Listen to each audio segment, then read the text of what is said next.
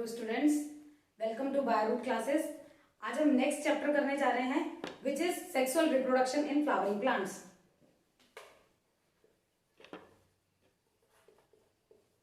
Sexual reproduction in flowering plants.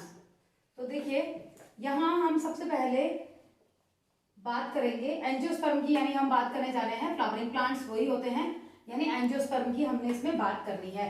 देखिए, सबसे पहले कि फ्लावर्स कहां से ओरिजिनेट होने शुरू हुए, तो ये ओरिजिनेट हुए थे यहाँ पे मीजोजोइक एरा में। ठीक है, तो फ्लावर्स या एंजियोस्पर्म ओरिजिनेट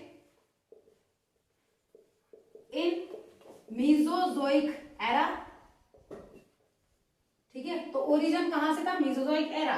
और angiosperm dominate over the earth, dominate over earth, earth के ऊपर बहुत ज्यादा ही हो गए थे सीनोजोइक एरा में। ठीक है, तो सीनोजोइक एरा में जब ये बहुत ज्यादा हो गए थे, डोमिनेट हो गए थे, तो Cenozoic era is also known as golden period of angiosperm. तो ये याद रखिएगा, गोल्डन पीरियड ऑफ एंजियोस्पर्म के नाम से जाना जाता है सीनोजोइक एरा को। ठीक है, अब इसमें प्रोफेसर माहेश्वरी थे, तो उन्होंने क्या किया था, उन्होंने बताया था कि सेक्सुअल रिप्रोडक्शन उन्होंने बताया था, यानी प्लांट एम्ब्रियोलॉजी के बारे में उन्होंने बताया था। और दूसरा, उन्होंने यहाँ पे एंजियोस्पर्म का इंट्रोडक्शन, मतलब एक बुक लिखी थी उन्होंने तो वो थी एंजियोस्पर्म के इंट्रोडक्शन के ऊपर थी, उन्होंने वो बुक लिखी थी। तो आपको ये चीज याद रखनी है। अब देखिए, यहाँ एनसीईआरटी जिस फ्लावर के बारे में बताती है वो उसका नाम कहीं मेंशन नहीं करती है, बट यहाँ जो फ्लावरिंग, जिस फ्लावर के बारे में हम इस चैप्टर में पढ़ने वाले हैं, तो वो क्या है? वो है कैप्सेला। कैप्सेला फ्लावर के बारे में हमने पढ़ना है। तो ये क्या है? ये टिपिकल एंजियोस्पर्म है, टिपिकल एंजियोस्पर्म। और किस फैमिली से बिलोंग करता है? तो belongs to Brassicaceae family, Brassicaceae family.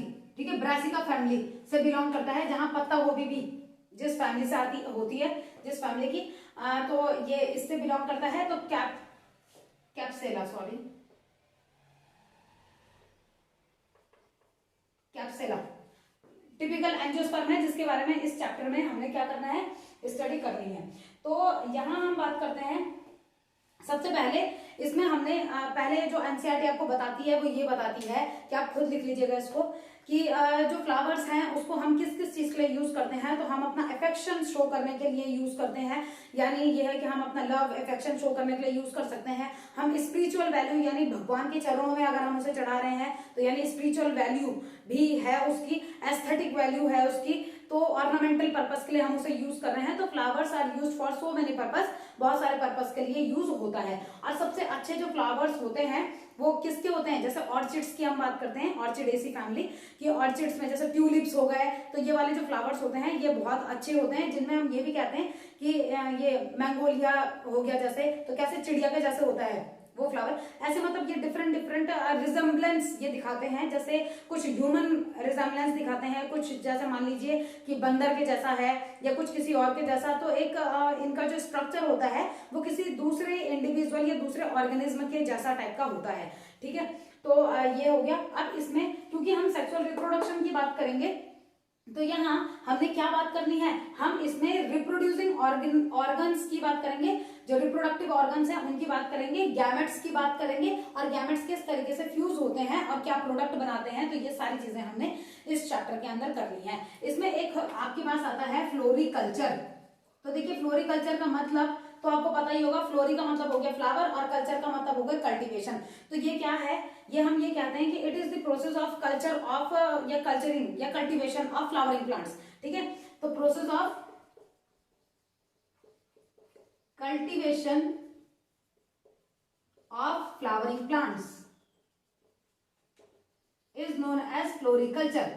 जैसे आपने सुना होगा हॉर्टिकल्चर हो गया, ये एग्रीकल्चर की ब्रांचेस होती हैं। हॉर्टिकल्चर में हम बात करते हैं तो सीड्स वगैरह पे ज्यादा हम वहां पे फोकस करते हैं। तो ये चीजें हो गई, तो इसका स्क्रीनशॉट ले रहे हैं आप, तो लीजिए।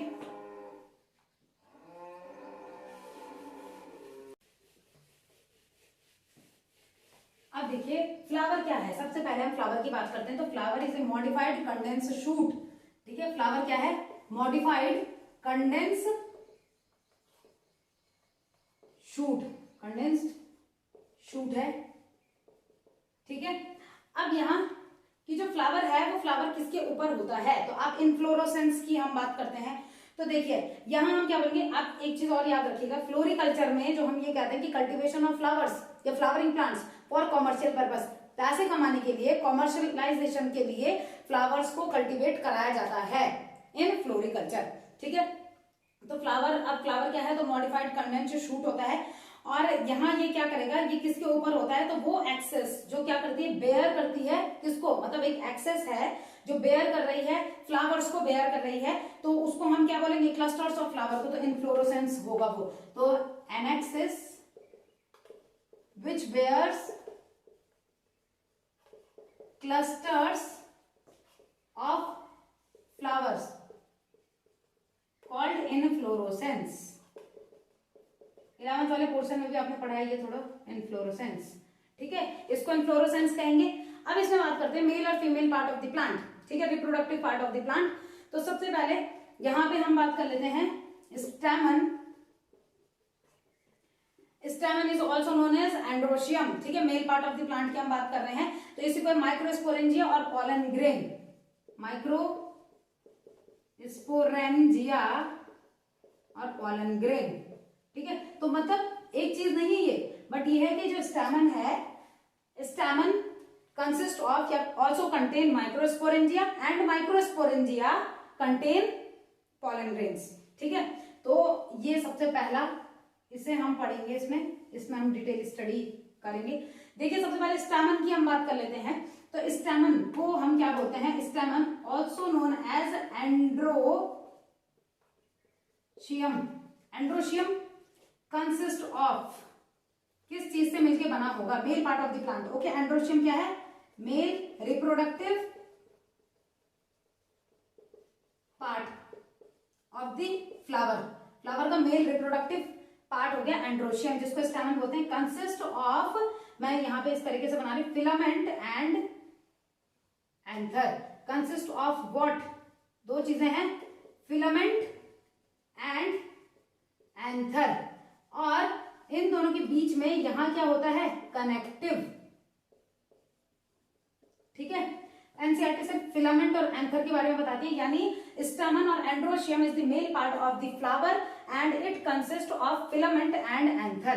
अब एंथर की जब हमने बात कर ली है, तो एंथर को ही हम डिटेल में देखते हैं। देखिए एंथर जो है वो हो गया ये बायलोब्ड, ठीक है, बायलोब्ड, दो लोब्ड हो गया, यानी इसको हम क्या बोल रहे हैं, ये हो गए बायलोब्ड, बायलोब्ड।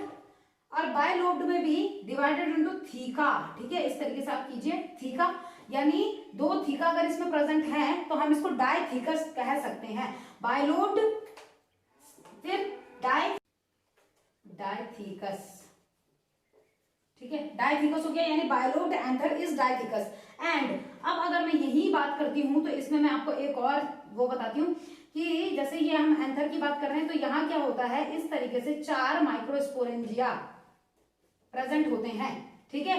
तो हम इसको क्या बोलते हैं, 1 2 3 4 स्पोरेंजिया है, 4 स्पोरेंजिया है, तो टेट्रा स्पोरेंजिएट, यानी इस कंडीशन को हम क्या कहते हैं, टेट्रा स्पोरेंजिएट। तो यानी आपको ये पता चला कि a typical flower, the anther of typical flower is bilobed, dithecous, bilobed है, डायथीकस है, and having 4 sporangia, microsporangia, so known as tetrasporangiate, ठीक है। अब एक चीज मैं आपको बता दूं, एक्सेप्शन मैं आपको बता रही हूं, एक्सेप्शन है Malvaceae family. Malvaceae family, Malvaceae family में क्या है, हेबिस्कस रोजा साइनेसिस, हेबिस्कस जो है चाइना रोज मालवेसी फैमिली का मेंबर है, ठीक है। तो मालवेसी फैमिली में क्या होता है, वहां डायथीकस नहीं होता, वहां मोनोथीकस होता है, मोनोथीकस एंथर, ठीक है। तो मोनोथीकस एंथर किसका कैरेक्टरिस्टिक फीचर है, presence of monothecous anther is the characteristic feature of Malvaceae family, ठीक है। आई होप आपको इतना समझ आ गया होगा कि जो एंथर, देखिए दोबारा समझिए, फ्लावर मॉडिफाइड कंडेंस्ड शूट है, जो एक्सेस क्लस्टर्स ऑफ फ्लावर को रखती है उसे इन्फ्लोरेसेंस हम कह रहे हैं। Mail part of the flower की हम पहले बात कर रहे हैं, यानी स्टैमन हो गया। एंड्रोशियम जिसे कहते हैं कंसिस्ट ऑफ फिलामेंट, कनेक्टिव और एंथर। एंथर को खोलते हैं, एंथर बायलोब्ड था मोस्टली और डायथिकस होता है, ठीक है। इसमें इस तरीके से स्ट्रक्चर इसके अंदर बन जाते हैं। अगर आप इसको इस तरीके से ट्रांसवर्सली कट करेंगे ना, कैसे दिखेगा ये, कैसे दिखेगा, ट्रांसवर्सली कट करेंगे जब, तो आप यहां पे चाहे तो लिख लीजिएगा कि कट ट्रांसवर्सली, ट्रांसवर्स कट, ठीक है। ट्रांसवर्स जब आप इस तरीके से कट करेंगे तो आपको 1 2 3 4 इस तरीके से, मतलब ये 1 2 3 4 इस तरीके से दिखेगा आपको। तो टेट्रास्पोरेंजिएट कंडीशन आपको इसमें दिखेगी। आप इसका पहले स्क्रीनशॉट ले लीजिए।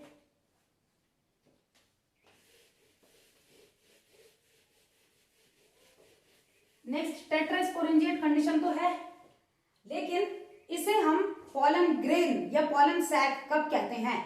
देखिए ये जो है जब ये इस तरीके से फ्यूज होते हैं, मतलब ये जो चार हैं ये क्या करते हैं, ये आपस में थोड़ा थोड़ा फ्यूज होने लगते हैं, दोनों के दोनों। जो स्पोरेंजिया है ये आप कह सकते हैं कि व्हेन जो डायथिकस, ये डायथिकस था कि डायथिकस एंथर टेट्रास्पोरेंजिएट है, और जब ये क्या करते हैं, दो माइक्रोस्पोरेंजिया ईच लोग के दो माइक्रोस्पोरेंजिया जब आपस में फ्यूज करते हैं then they form pollen sac. तो आप इसको पॉलन सैक अब कह सकते हैं, पॉलन सैक, यानी फ्यूजन ऑफ, ये फ्यूज्ड, आप ये लिख सकते हैं कि two fused microsporangia form one pollen sac, या इस तरीके से कि फ्यूजन ऑफ माइक्रोस्पोरेंजिया आप इसमें कह सकते हैं। तो फ्यूजन ऑफ माइक्रोस्पोरेंजिया,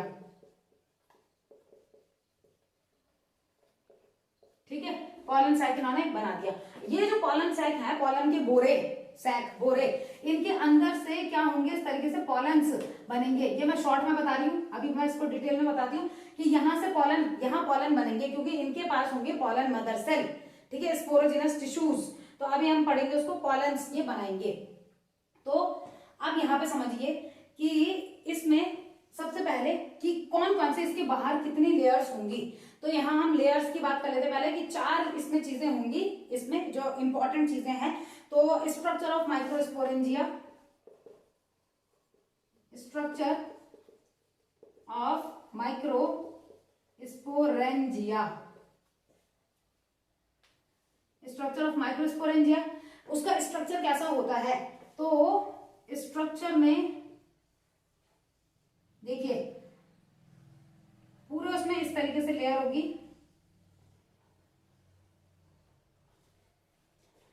सबसे पहले यहां हम क्या कहते हैं, जो माइक्रोस्पोरेंजिया है ये चार बॉल्ड इसमें होती हैं, यानी माइक्रोस्पोरेंजिया कवर्ड बाय 4 वॉल्स,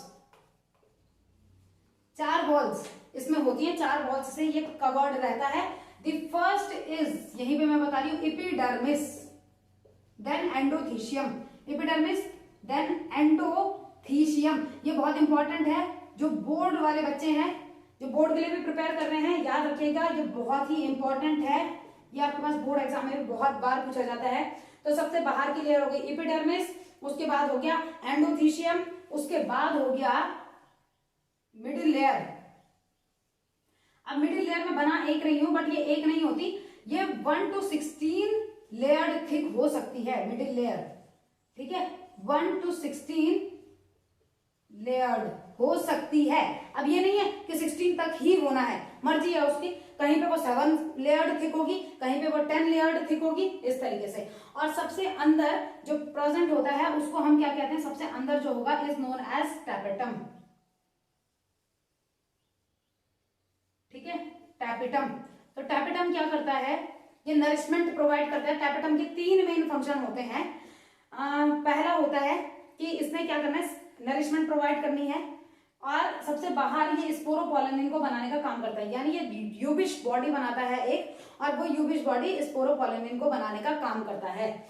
और एक इसका काम होता है, ये कैलेज को सीक्रेट करता है, जो कैलोस की लेयर को डिग्रेड करने का काम करता है, ये कैलेज एंजाइम सीक्रेट करता है ये, ठीक है। तो यहाँ जो ये है, जो आउटर मेम्ब्रेन, अगर हम इसी में बात करते हैं, ये पहले मैं आपको ये बता दूं कि ये जो शुरू के 3 हैं, ये 3 के 3 ये क्या काम करते हैं, ये प्रोटेक्शन प्रोवाइड करते हैं। तो आउटर 3 लेयर्स, अब मैं यहीं पे लिखती, प्रोटेक्शन, याद रखिएगा इस तरीके से, प्रोटेक्शन, इन तीनों का काम होता है प्रोटेक्शन प्रोवाइड करना। फर्स्ट 3 लेयर्स, जो आउटर 3 लेयर्स हैं, उनका काम है प्रोटेक्शन प्रोवाइड करना। और ये क्या करती है? दूसरा फर्स्ट प्रोटेक्शन, तो मैं यहां भी लिख देती हूँ आउटर 3 लेयर का काम है प्रोटेक्शन, और सेकंड है help in dehiscence of anther. Anther को क्या करेंगे? जब मान लीजिए पॉलन ने बाहर निकलना है तो एंथर की वॉल्स को फटना पड़ेगा, तभी पॉलन बाहर निकलेगा। तो ये डेहिशंस करने में भी काम करते हैं। जब तक ये नहीं चाहेंगे तब तक ये लेयर कैसे करके फट जाएगी। तो ये चाहते हैं, जब ये चाहेंगे तब ये डेहिशंस ऑफ एंथर कराएंगे, और इसके वजह से क्या होगा? Release of pollen. तो याद रखिए कि बाहर की लेयर्स का काम तो ये है, रिलीज ऑफ पॉलन्स। ठीक है, कि ये काम करेंगे। दूसरा फंक्शन ऑफ टैपेटम की हम बात करते हैं, तो पहले इसका आप स्क्रीनशॉट ले लीजिए।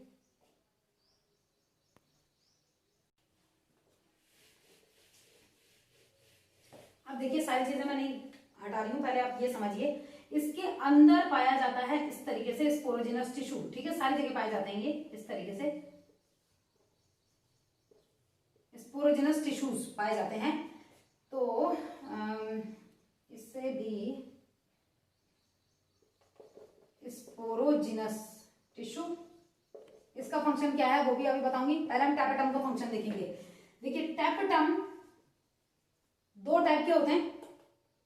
टैपेटम के टाइप्स तो 2 मेन टाइप के होते हैं। द फर्स्ट इज, पहला वाला प्रिमिटिव। ठीक है, तो प्रिमिटिव वाला जो टैपेटम होगा उसको हम अमीबॉइड टैपेटम कहते हैं। Amoeboid tapetum primitive. और जो एडवांस वाला है वो हो गया ग्लैंडुलर या सीक्रेटरी टैपेटम। ठीक है, ये क्या है? Advance tapetum. ये हो गया एडवांस टैपेटम। तो 2 टाइप के टैपेटम होते हैं। फंक्शन क्या है? एनसीईआरटी पे नहीं जाएंगे, थोड़ा सा आगे बढ़ेंगे। Function first is give nutrition या nourishment to the developing pollen.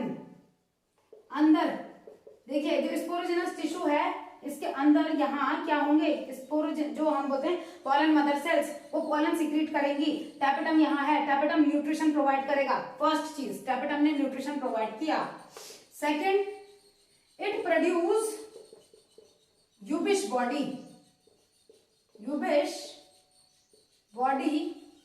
यूबिश body का फंक्शन देखेंगे आप कि यूबिश बॉडी क्या काम करती है।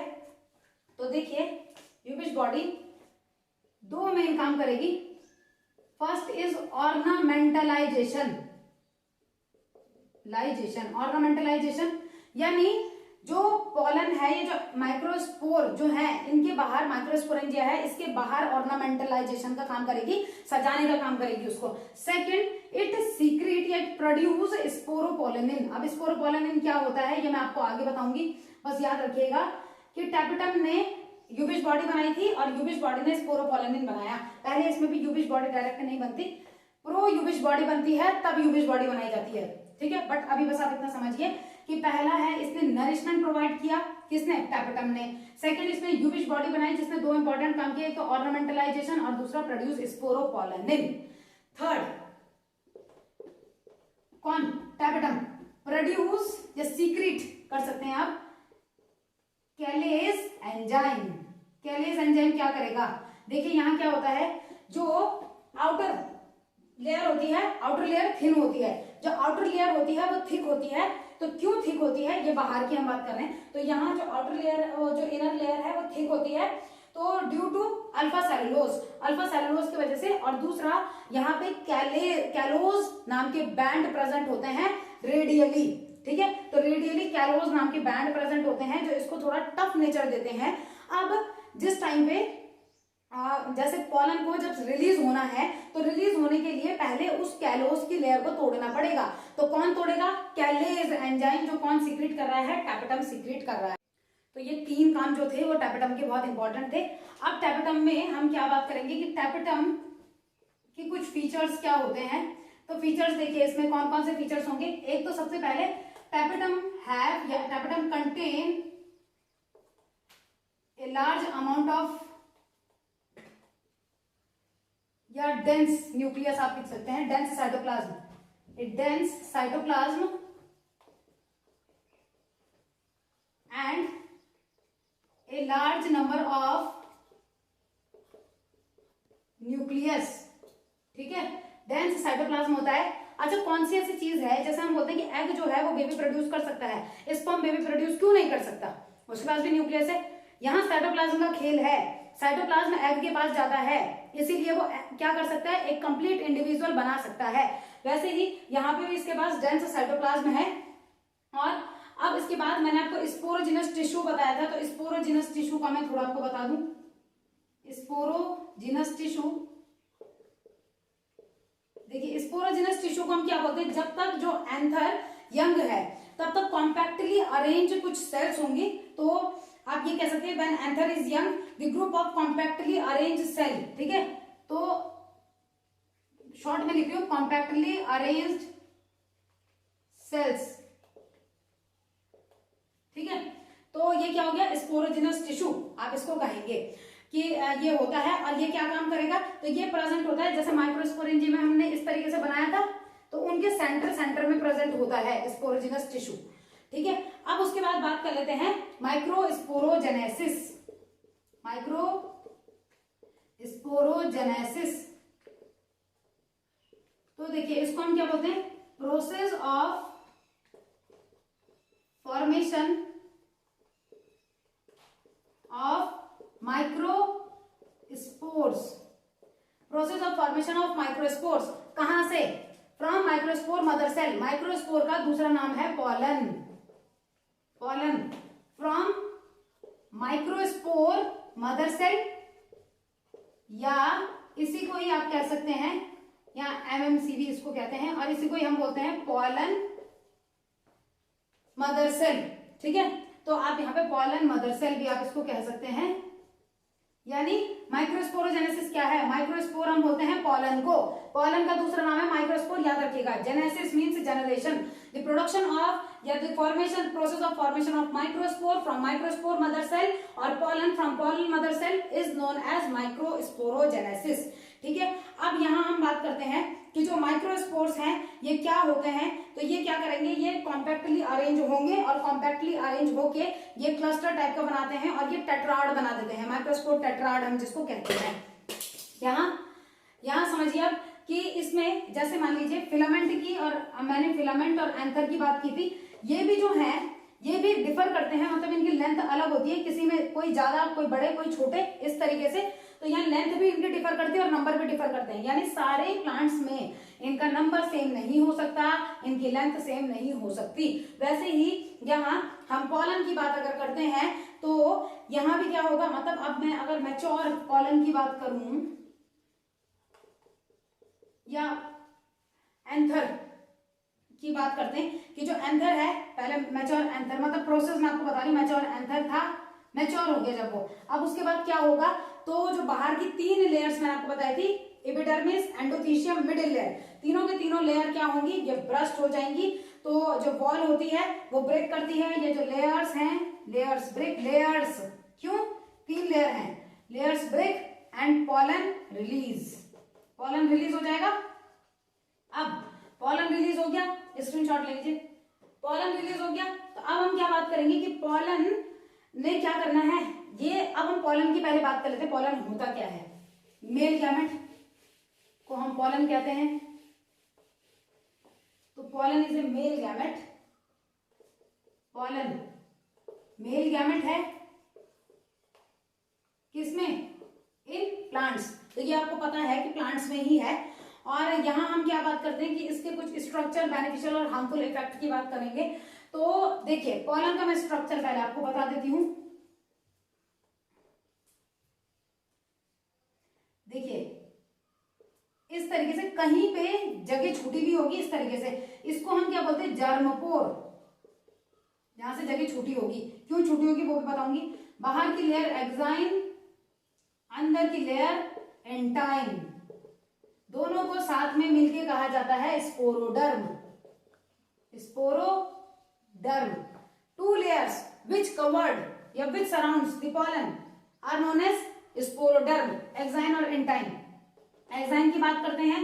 एग्जाइन जो होगा, ये एग्जाइन क्या काम करता है, it contain sporopollenin, it is the outer layer, exine is the outer layer and it contain sporopollenin. तो इसकी वजह से क्या होता है, यहाँ पे ये बहुत टफ सब्सटेंस है एग्जाइन का, मैं यही लिख रही हूँ नीचे, exine outer layer contain sporopollenin. देखिए स्पोरोपोलेनिन किसने बनाया था, अंदर टैपेटम ने बनाया था, और बनाने के बाद उसको कहाँ दे दिया, जो पॉलन बन रहे हैं पॉलन के बाहर की लेयर बना दी। अब ये जो स्पोरोपोलेनिन है बहुत ही ज्यादा इंपॉर्टेंट है बोर्ड्स वालों के लिए, जो बोर्ड वाले बच्चे हैं इसमें क्वेश्चन पूछा जाता है, नीट के लिए भी इंपॉर्टेंट है, क्वेश्चन पूछा हुआ है नीट में भी। देखिए स्पोरोपोलेनिन क्या करता है, ये एक टफ और रेजिस्टेंट सब्सटेंस है जिसको ना तो एसिड का असर होता है ना एल्कली का असर होता है, ये बहुत ज्यादा एंजाइम को भी टॉलरेट कर सकता है। तो यहाँ हम क्या बोल रहे हैं, स्पोरोपोलेनिन ये टॉलरेट क्या, एसिड को टॉलरेट कर सकता है, हाई टेम्परेचर को टॉलरेट कर सकता है। तो tolerate high temperature, strong acid, alkali और enzymes, most of the enzymes, बहुत सारे एंजाइम्स। यानी ये क्या करता है, ये है एक टफ सब्सटेंस है विच इज जो क्या करता है पॉलन को एक अनडिस्ट्रक्टेबल या मतलब उसको टूटने नहीं देता, ठीक है। तो यहाँ हम क्या बोल रहे हैं, इसी की वजह से ड्यू टू स्पोरोपोलेनिन, याद रखिएगा ये चीज बहुत इंपॉर्टेंट है, due to the presence of sporopollenin या due to sporopollenin pollen preserved as fossil for many years। या पॉलन्स जो है वो फॉसल के तौर पे प्रिजर्व्ड है, किसकी वजह से, स्पोरोपोलेनिन की वजह से, ठीक है, क्योंकि इसके बाहर ये टफ लेयर होती है जिसको एसिड बेस टेम्परेचर एंजाइम किसी का असर नहीं पड़ता। एक चीज मैं आपको इसमें बताती हूँ, पॉलन की स्टडी को हम पेलेनोलॉजी कहते हैं, पेलेनोलॉजी, ठीक है। तो study called study of pollen grains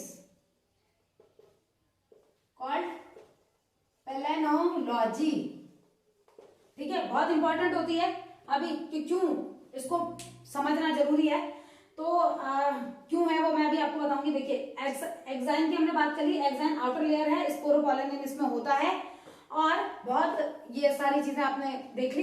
intine की बात करते हैं तो इंटाइन इज या intine made of cellulose plus pectin, cellulose और पैक्टीन से बना होता है, आपको पता है इतना ज्यादा हार्ड ये इतना ज्यादा टफ टाइप का ये होता नहीं है, ठीक है। तो ये सिर्फ इससे मिलकर बना हुआ होता है। फिर अगर यहाँ हम बात करते हैं जर्मपोर की, हमने बात की कहाँ गया जर्मपोर, कि ये जर्मपोर जो है, ये जर्मपोर क्या करेंगे, तो यहाँ से यहाँ स्पोरोपोलेनिन अब्सेंट होती है, याद रखिएगा क्वेश्चन बना हुआ है, स्पोरोपोलेनिन अब्सेंट, स्पोरोपोलेनिन जर्मपोर में नहीं होती। और ये भी याद रखिएगा कि from germ pore pollen tube pollen से बाहर निकलती है, यानी पॉलन से जो पॉलन ट्यूब बनेगी वो पॉलन ट्यूब जर्मपोर के थ्रू बाहर निकलेगी, ठीक है। तो मैं यहाँ पे सिर्फ पॉलन ट्यूब लिख दे रही हूँ, आप इसको पूरा लिख लीजिएगा, स्क्रीनशॉट ले लीजिए इतने का। उसके बाद इसमें कुछ सेल्स होती हैं, कहाँ, यहाँ सेल्स प्रेजेंट होती हैं, आप इसका लीजिए डायग्राम में ही, इसी डायग्राम में मैं बता रही हूँ।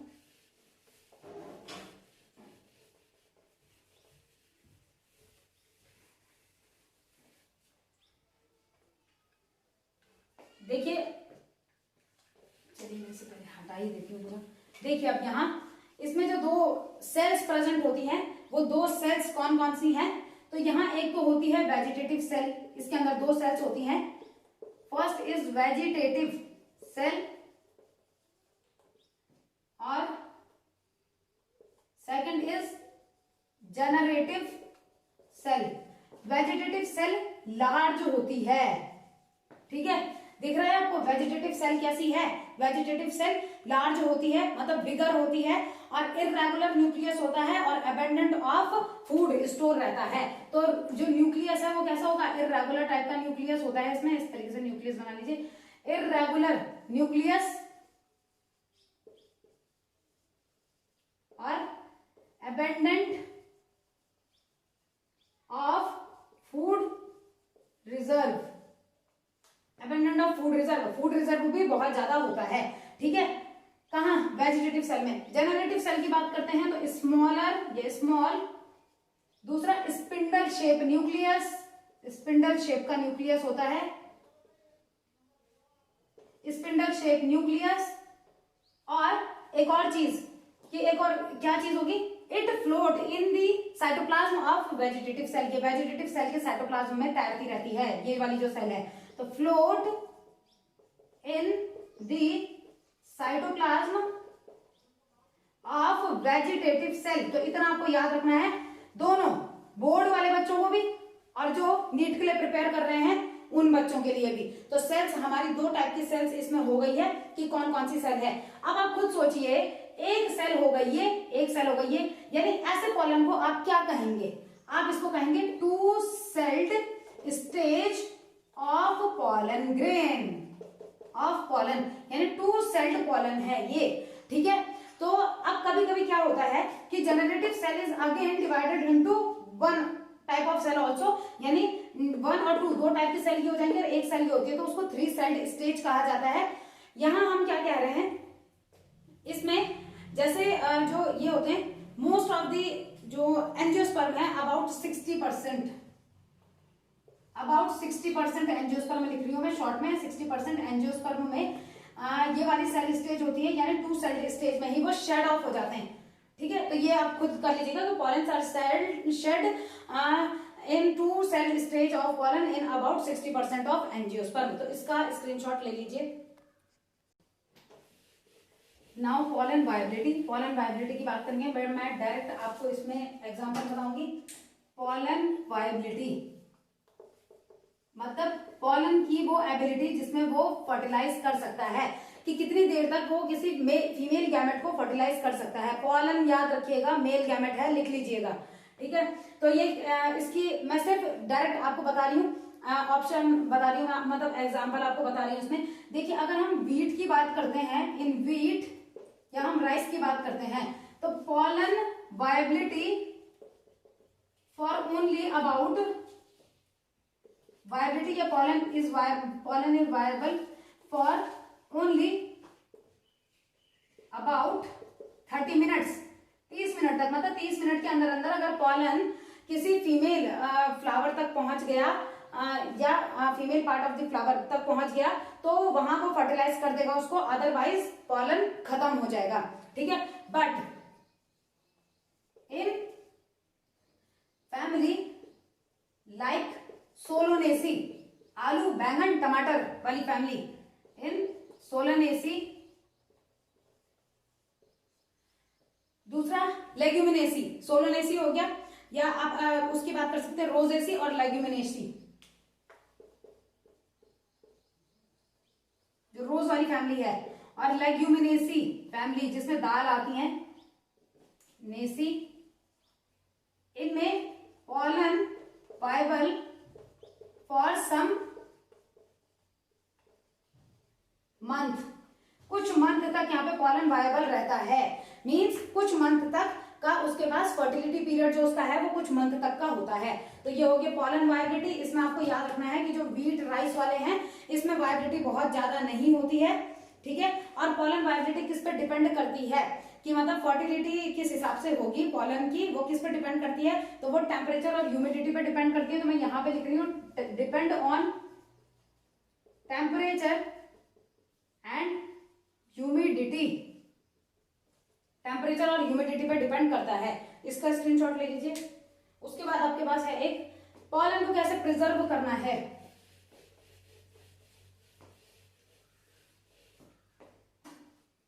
पॉलन प्रिजर्वेशन अभी हम वो भी पढ़ेंगे कि किस तरीके से पॉलन का जो प्रैक्टिकल होता है कि किस तरीके से हम पॉलन से पॉलन ट्यूब को जर्मिनेट करवाते हैं। लेकिन पहले मैं आपको पॉलन प्रिजर्वेशन की बात बता रही हूँ, पॉलन को किस तरीके से आपको प्रिजर्व करके रखना है। तो यहाँ जो टेक्निक यूज की जाती है is known as cryo preservation, cryo preservation. तो क्रायो प्रिजर्वेशन में हम क्या करते हैं, इन लिक्विड नाइट्रोजन या in -196 degree Celsius in liquid nitrogen, liquid nitrogen में हमने किसी को भी प्रिजर्व करना है। तो किसी को भी इससे क्या मतलब है, देखिए ये किसका, पहले तो ये याद रखिएगा क्रायो प्रिजर्वेशन किसका एग्जाम्पल है, तो एग्जाम्पल है ये एग्जाम्पल ऑफ मॉडर्न या एडवांस XC2 मेथड, मॉडर्न या एडवांस आप कर सकते हैं XC2 method, XC2 method, XC2 conservation method. ठीक है, कि कहीं भी इसका मतलब क्या हो गया कि हम कहीं भी जैसे कोई भी गैमेट है उस गैमेट को उसकी जगह से हटा के उसको कहीं और जाके कंजर्व करना, प्रिजर्व करना, तो यहाँ हम पॉलन को -196 डिग्री सेल्सियस और लिक्विड नाइट्रोजन में रख के उसको काफी टाइम तक प्रिजर्व कर सकते हैं। ठीक है, तो ये तो हो गया आपका पॉलन का प्रिजर्वेशन की किस तरीके से करना है, या आप यहाँ पे पॉलन स्टोरेज भी अगर आता है तो पॉलन स्टोरेज में भी यही चीज आप करेंगे कि पॉलन को स्टोर हमने किस तरीके से करना है। अब इसमें कुछ बेनिफिट्स और हार्मफुल इफेक्ट्स की बात करते हैं। तो देखिए बेनिफिशियल और हार्मफुल इफेक्ट्स इसके क्या क्या हैं। पॉलन के बेनिफिशियल इफेक्ट्स में अगर मैं बोलूं तो हम पॉलन को टैबलेट्स और सिरप्स की फॉर्म में लेते हैं क्योंकि वो बहुत न्यूट्रिटिव होता है। तो यूजेस करके कर रही हूं मैं, uses of pollen.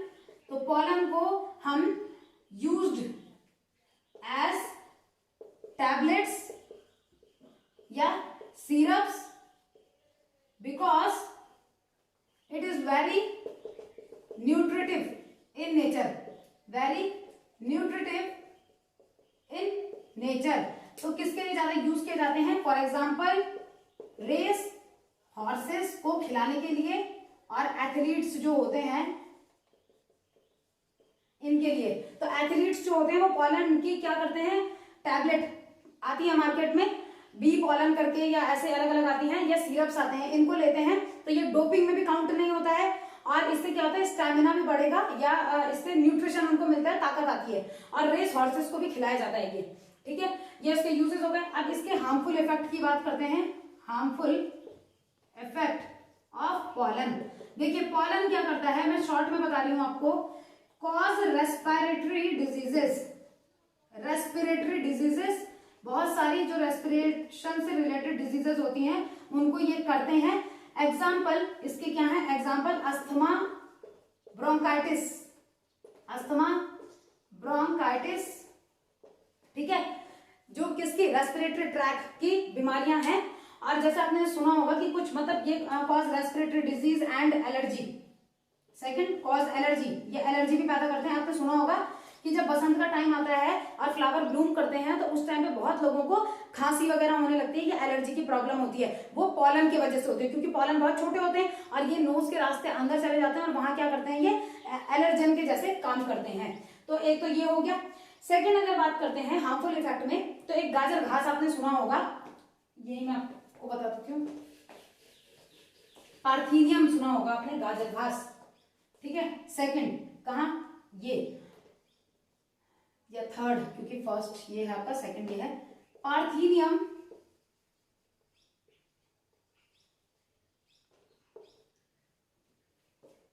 Parthenium pollen यानी कैरेट ग्रास, गाजर घास जो होती है, इसका जो पॉलन होता है वो क्या करता है, कॉज एलर्जी। तो मैंने एलर्जी वैसे आपको इसी में बता दिया, कॉज एलर्जी। ठीक है, ये एलर्जी पैदा करता है। और ये कुछ लोगों को तो इसमें क्या होता है, जैसे स्किन एलर्जी भी करता है कि किसी के लग गया है तो बहुत उनका क्या होता है, हाथ जैसे मोटा हो गया बहुत ज्यादा, तो ऐसे एलर्जी खुजली होती है बहुत ज्यादा, तो इस तरीके से करता है। पार्थीनियम का मैं थोड़ा सा आपको बता दूं, Parthenium is also known as Congress grass, Congress grass. तो क्यों इसको कांग्रेस ग्रास भी कहा जाता है, क्योंकि क्या हुआ था, कांग्रेस की सरकार थी उस टाइम पे, हमने यूएसए से वीट को इंपोर्ट किया। ठीक है, यहाँ भुखमरी वाली कंडीशन हो गई थी, तो हमने क्या किया, जो यूएसए था वहां से इंपोर्ट कराया हमने पार्थीनियम, हमने वीट खरीदा उनसे। अब वहां बहुत अच्छी वैरायटी का वो वीट था, तो ये हुआ कि यूएसए वालों को ये हुआ कि अगर हमारे इंडियन फार्मर्स उसको यहाँ पे ग्रो कराते हैं अपने फार्म में, तो यहाँ भी वही वाली वैरायटी डेवलप होने लगेगी। तो उन्होंने, कहा यह जाता है कि उन्होंने जानबूझ के किया कि उन्होंने वो जो गाजर घास था उसके जो बीज थे, उसके बीज भी उन्होंने क्या किए, उस बीट के साथ डाल के भेज दिए यहाँ पे। और इसकी वजह से हुआ क्या कि जो जब इंडियन फार्मर्स ने इसको ग्रो कराया तो इन्होंने पूरा क्या किया, मतलब ये पूरे गाजर घास फैल गई और उसके बाद ये कंडीशन थी कि इसको इरेडिकेट करते करते हमको इतने साल हो चुके हैं कि मतलब अब जाके ये काफी कंट्रोल में आ गई है, लेकिन मतलब इसकी वजह से हमारी फार्मिंग को बहुत नुकसान हुआ। तो इसीलिए इसको कांग्रेस ग्रास कहा जाता है, क्योंकि कांग्रेस के टाइम पे इसको मंगाया गया था। मंगाया तो इसको नहीं था, वीट को मंगाया था वैसे। और कैसे, तो आप यहां कहीं भी लिख लीजिएगा कि इंपोर्टेड फ्रॉम